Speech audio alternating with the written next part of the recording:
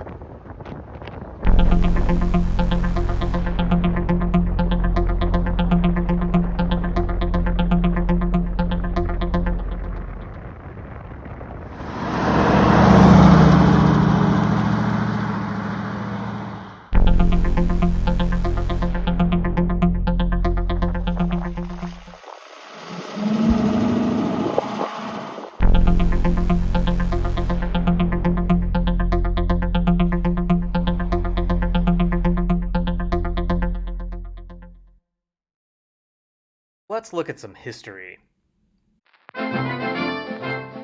Well, let's not go that far back.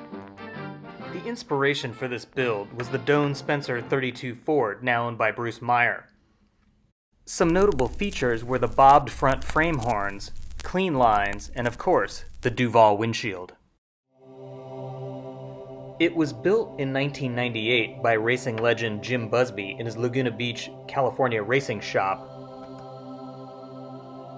Busby has a long history in motorsports, from drag racing in the late 60s to IMSA endurance racing and class-winning drives at the 24 Hours of Le Mans, and more recently, historic and vintage racing F1.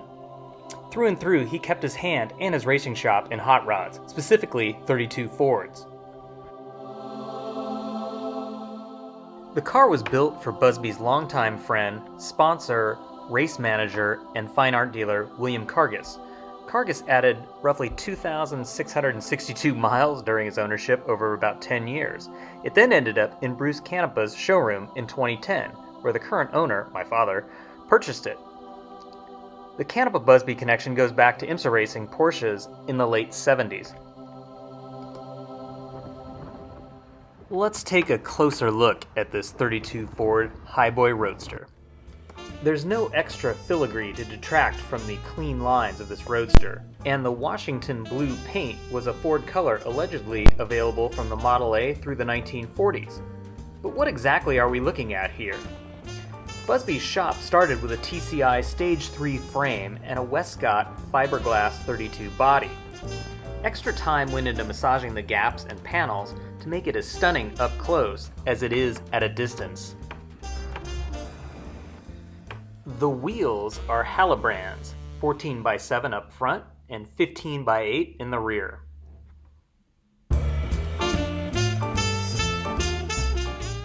It's titled in the state of California as a 32 Ford.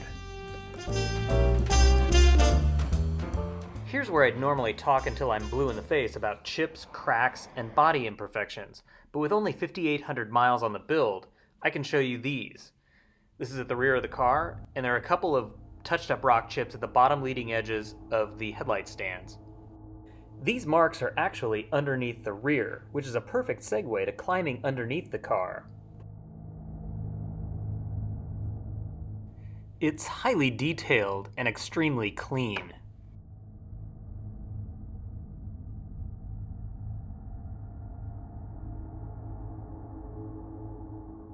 Carrera shocks suspend the Ford 9-inch rear end.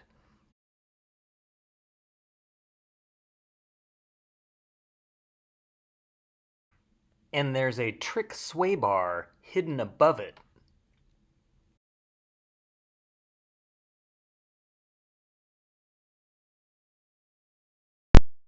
Rear brakes are drums, and the fronts are disc.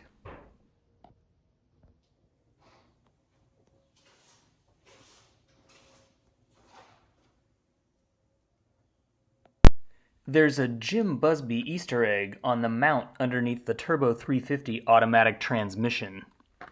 All of the plumbing is super tidy.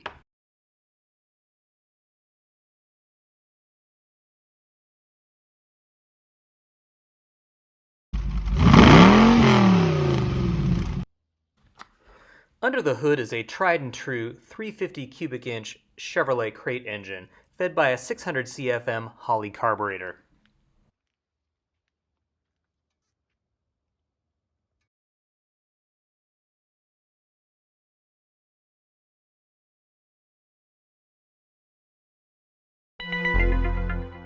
The interior. In keeping with the vintage and analog themes, a set of Stewart Warner classic gauges keeps it simple on the dash.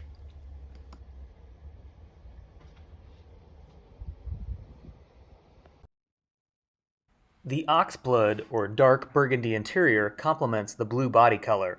The seats and side panels are trimmed in Connolly leather, while the carpets are Wilton wool.